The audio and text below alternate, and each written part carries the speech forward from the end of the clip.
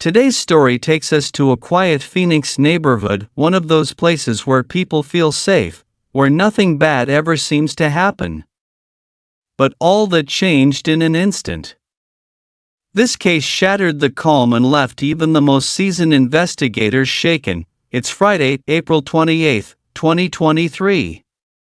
The desert sun is out, the skies are clear, and people are out enjoying the day.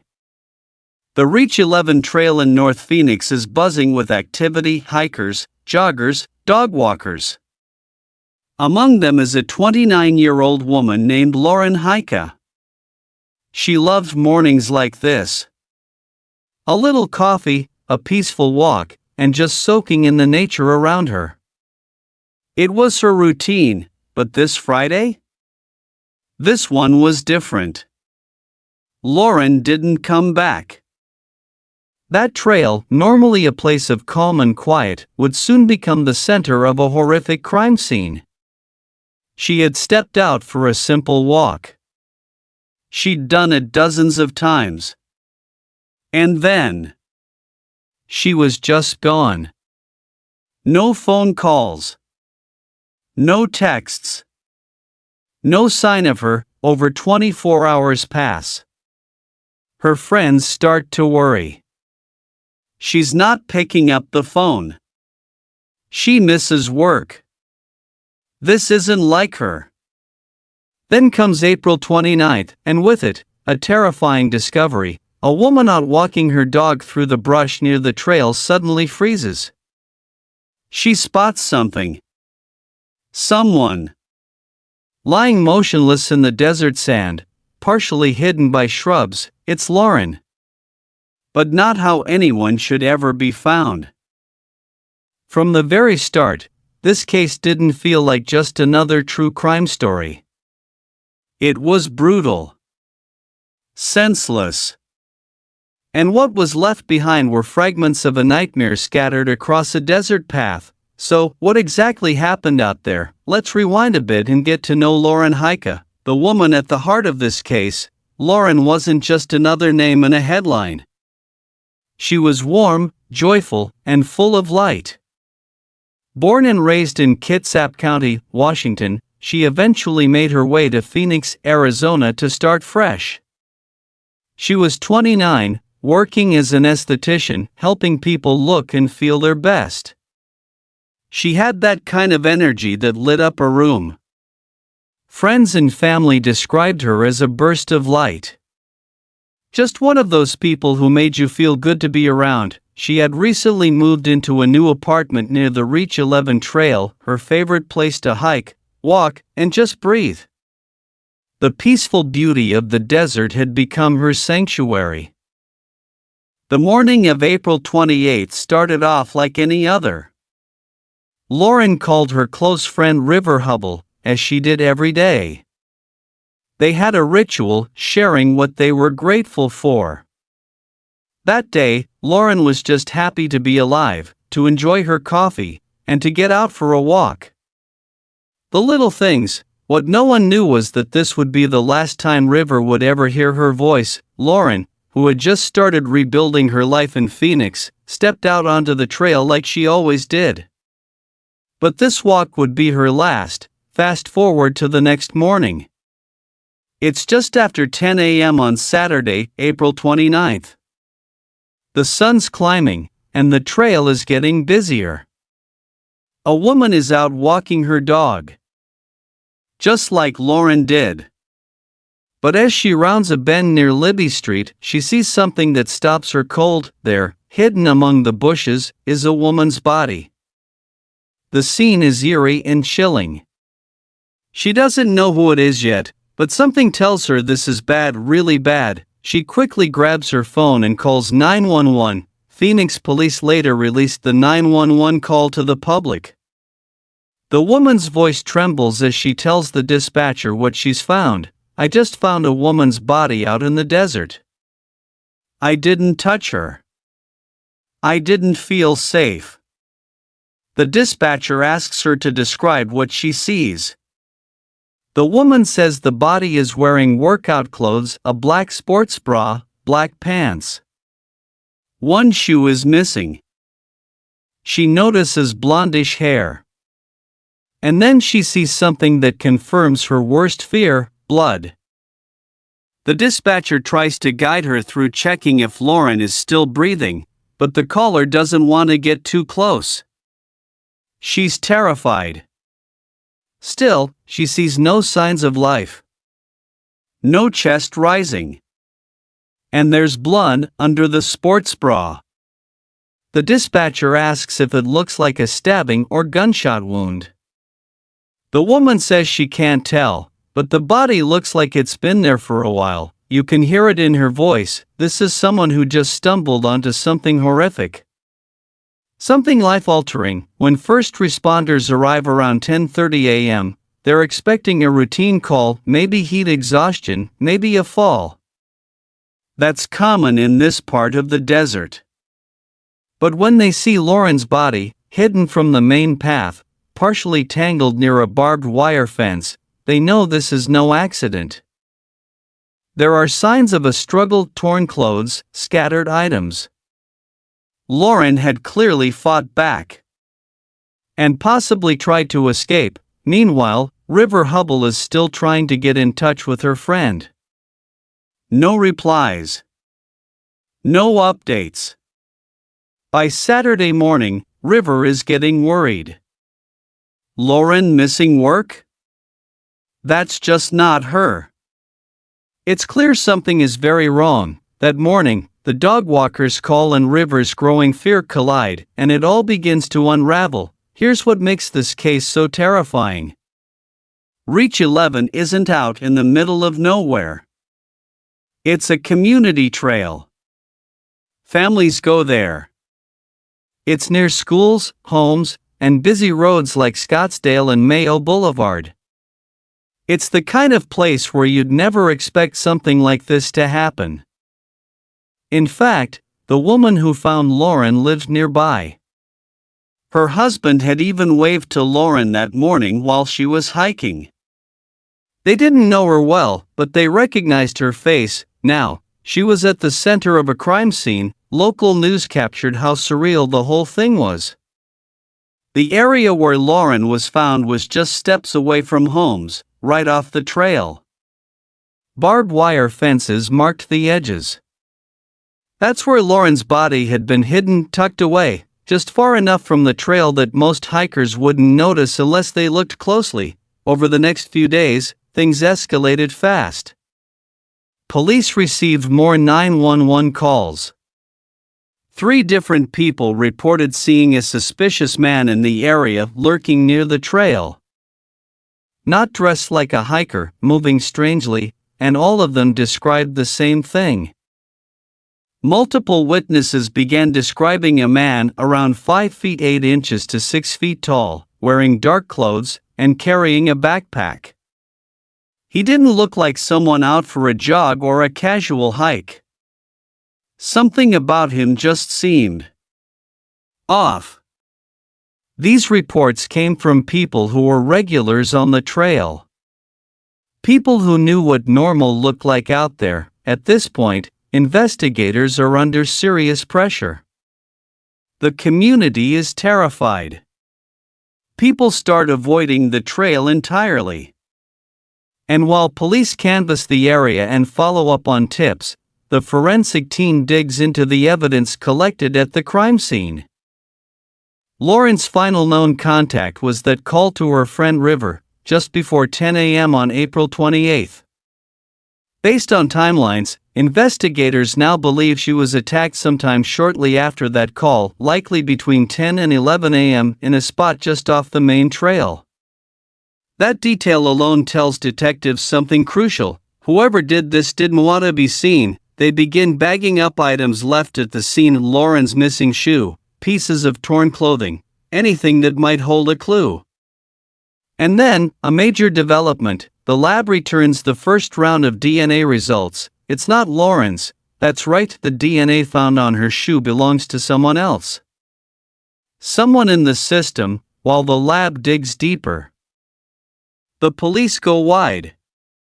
They start knocking on doors, talking to everyone who lives near Reach 11. Who saw what? Who heard something? Do you remember anyone unusual in the area? That's when the strange sightings start pouring in. Multiple people call in to say they saw a man hanging around the trail. Again, the same rough description. Tallish. Dark clothes. Backpack. One caller specifically mentions that he always seemed out of place. And carried a small, sharp pocket knife. The puzzle pieces are coming together, but investigators still don't have a name. Then, on May 2nd, they catch a break. A surveillance camera from a home near the trail captures video from the morning of April 28th. It's blurry, but you can clearly see a man running through the desert. He's not jogging, he's sprinting.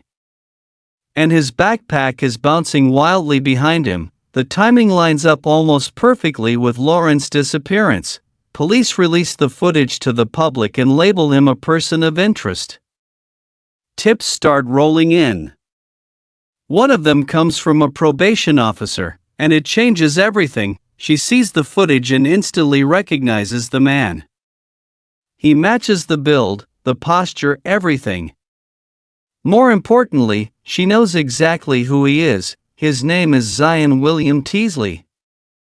He's 22 years old, lives in Scottsdale, and has a criminal record. He's also on probation for robbery and disorderly conduct. He was only 17 when he first got in trouble with the law. And now, he's back on the radar. The DNA from Lauren's shoe? It's a match. Zion Teasley is officially on the suspect list. Detectives begin comparing everything they have. The surveillance video. The backpack. The eyewitness descriptions. It's all starting to point to the same person, but the police aren't rushing in, not yet. Why? Because Zion has no idea he's being followed. And they're not about to tip him off. On May 3rd, Lauren's parents, Jeff and Lana, join Phoenix police at a press conference. It's emotional. You can hear the heartbreak in their voices. She was my little girl, Lana says, holding back tears. Jeff steps up and begs the public, if you've seen someone acting strange, anyone with a backpack near the trail, please come forward. It works. More tips flood in. One person calls in to say Zion had been fired from a job for acting unstable, especially around women. Another tipster reports that he lives just a mile from the Reach 11 trail. Police dig into his background and discover a disturbing pattern of behavior. On May 4th, detectives get their final push from the same probation officer. She confirms Zion's build matches the man in the surveillance video. She also drops another bombshell. Zion had just purchased a one-way plane ticket to Detroit for May 5th. Suddenly, it's not just a murder investigation anymore. It's a flight risk. Now, the clock is ticking. Thursday evening, May 4th, Phoenix police assemble a team. They know where he lives. They know he's planning to leave town. And they're not going to let him vanish. Just after 6:30 p.m., they move in. Body cam footage later shows officers pounding on the door, shouting, "Phoenix police! Open up!" Moments later, Zion walks out with his hands up. Calm. Silent. He's immediately taken into custody. In just 6 days, the case went from no leads to a full-blown arrest. But who is Zion Teasley? He was born in Scottsdale in 2000. In 2018, he and two friends held up a jack-in-the-box at gunpoint. Zion pointed a gun at employees and demanded cash. He ended up taking a plea deal and got probation. After that, his life was a mess of short-term jobs, temp gigs, and behavioral red flags. At one fast food restaurant, he allegedly hit a female coworker and was fired on the spot. Another manager called him unhinged. His anger? His instability? It had been building for years. After his arrest, police searched Zion's apartment. There, they found a small, sharp knife, consistent with the injuries Lauren suffered. They also recovered the clothes and the backpack seen in the video. At this point, there's no doubt, Zion is charged with first-degree murder, robbery, and tampering with evidence. But it gets worse. Police believe he not only killed Lauren but also stole something from her, suggesting this may have started as a robbery and spiraled into something far more violent. In his police interview, Zion denies everything. He says he wasn't near Reach 11 that day. When shown the surveillance video and told about the DNA match, he goes completely silent, but neighbors and hikers come forward with chilling accounts. One saw him pacing near the trail the day before Lauren disappeared. Another saw him arguing with someone. Police now believe he may have been scouting the area, possibly even planning the attack, and here's the most chilling part: Zion and Lauren didn't know each other. They'd never met, it was completely random. By early May 2023, the Phoenix Police Department held another press conference. Lieutenant James Hester stood at the microphone and confirmed what everyone had feared. This appears to have been a random act of violence, he said. There was no connection between Lauren Heike and Zion Teasley. She was simply in the wrong place at the wrong time. The kind of truth that doesn't offer comfort, just cold horror. Lauren's parents, Jeff and Lana, stood nearby as the statement was read. Faces hollowed by grief but firm in their message. Jeff took the mic for a moment. "It's because of you," he said, speaking to the community and the tipsters, "that we got him." It was a powerful moment. But even with Zion in custody, the story wasn't over. In fact, it was only just beginning. Zion was formally booked into Maricopa County Jail on May 5, facing multiple charges: first-degree murder, robbery, and tampering with evidence. But the legal system moves slowly, especially in cases as serious as this, his trial. It's been scheduled for October 28, 2025. Why the long wait? Because this case is massive. There's DNA evidence, surveillance footage, dozens of witness tips. The defense team is combing through every detail, every timestamp, every phone ping, every scrap of physical evidence. They're trying to find holes. And prosecutors are working just as hard to close every single one. Back in December 2023, a major shift happened. Maricopa County Attorney Rachel Mitchell announced the state would seek the death penalty if Zion is found guilty. It raised the stakes considerably. The decision came after reviewing the brutal nature of Lauren's death, her lack of connection to Zion, and what prosecutors described as the senselessness of the act. Her family, through a statement with Arizona Voice for Crime Victims, said, "We'll be there every step of the way to make sure Lauren gets justice." But there was more to Zion's story, more than anyone knew at the time. In July 2024, the Maricopa County Attorney's Office filed additional charges against Zion, this time stemming from an assault and burglary case from 2020. In that incident, another victim had been attacked with a knife, but survived. It had eerie similarities to Lauren's case, and then, in February 2025, things took another dark turn. Local outlet 12 News reported that Zion was being charged with 10 more counts of misconduct with minors, tied to incidents from 2019 and 2020. According to court records, Zion had admitted to sending explicit material to minors during that time period. Although these charges were later dropped, they painted a disturbing picture of a man with a long, troubling past, one that had gone unchecked for far too long. By now, Zion had become more than just a murder suspect.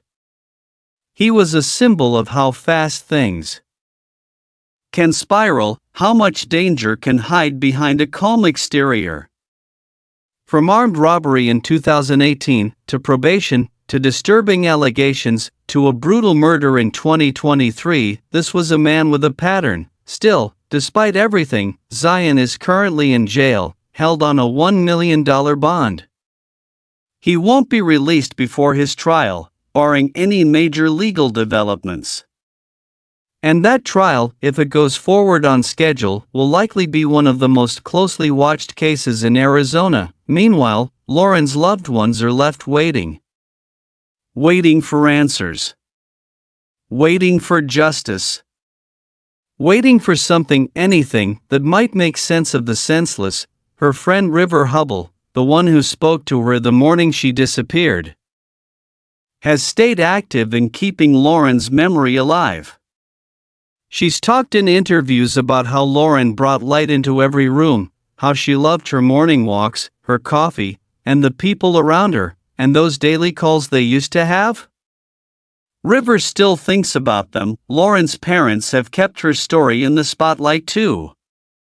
They've spoken at community events, partnered with advocacy groups, and made it clear this wasn't just their daughter. This was someone's neighbor, someone's coworker, someone's friend, someone who should still be here. In a way, Lauren's story has become a kind of wake-up call. A reminder that even safe places can turn dangerous. That people with violent pasts don't always stay hidden. That random doesn't mean meaningless. Phoenix Police Department and community leaders have since stepped up trail patrols and increased safety outreach in the area. There are now signs posted along the Reach 11 trail with safety tips, emergency numbers, and QR codes that link to updates about the case. It's not enough to undo what happened, but it's something. A sign that Lauren mattered. That she won't be forgotten. As the trial date approaches, both sides are gearing up for a long, emotional legal battle. The prosecution will lean heavily on the DNA match, the surveillance footage, the knife, and the witness accounts. The defense will likely argue circumstantial evidence and try to suppress key findings, but with the death penalty on the table, the pressure is enormous. Every single detail will be scrutinized. Every testimony, every lab report, every second of that surveillance footage, and in the middle of it all, Lauren. The woman who just wanted to go for a morning walk. Her case is one of those stories that sticks with you.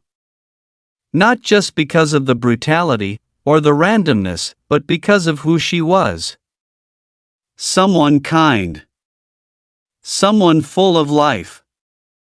Someone who should have had decades more to chase the things she loved. Instead, her name is now etched into Arizona's criminal history as a victim of one of its most chilling murders in recent memory. We'll continue to follow this case closely. And if you're watching this video, we hope you take a moment to think about Lauren. To share her story. To be a little more aware, a little more cautious, and a lot more compassionate, because justice doesn't end with an arrest. It doesn't even end with a conviction. Justice is remembering, justice is refusing to look away, justice is seeking the truth, no matter how dark it gets.